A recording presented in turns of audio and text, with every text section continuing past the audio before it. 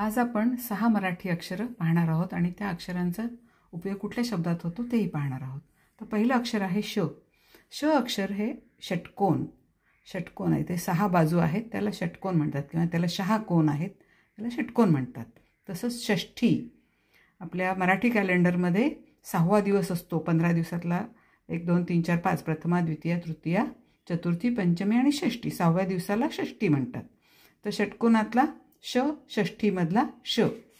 त्याच्यानंतर आहे स अक्षर. ससा पाहिला तुम्ही, सशामधला स, सशामधला स किंवा समाज आपण म्हणतो त्याच्यातही स असतो. किंवा तुला काय समजते का त्याच्यातही स असतो. तसंच हसलीस का तू, तर हसली हा दुसऱ्यांदा येतं ते अक्षर, पहिलं अक्षर नाही आहे नंतर येतं. तर सशातला स.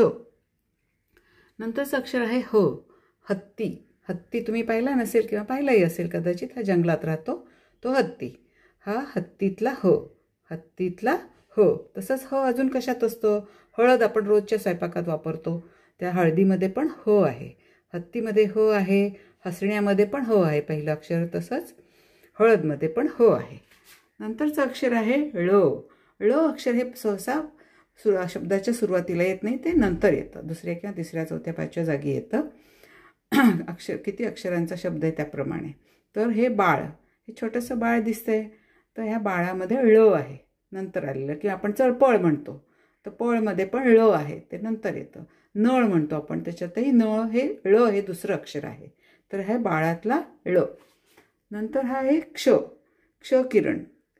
इंग्रजीमध्ये हल्ली आपण सर्रास एक्सरे म्हणतो, त्याला मराठीमध्ये क्षकिरण म्हणतात. क्षकिरण.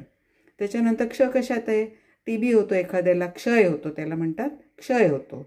किंवा ह्या क्षणी तू असं कर असं म्हणतो आपण, ह्या क्षणाला असं झालं, तर त्या क्षणमध्ये पण क्ष आहे, क्षकिरणमधला क्ष. नंतरचं अक्षर आहे ज्ञ. ज्ञ हे ज्ञानामधला ज्ञ. ज्ञानेश्वरमध्ये पण ज्ञ असतं किंवा यज्ञ आपण म्हणतो, त्याच्यातलं दुसरं अक्षर हे ज्ञ आहे.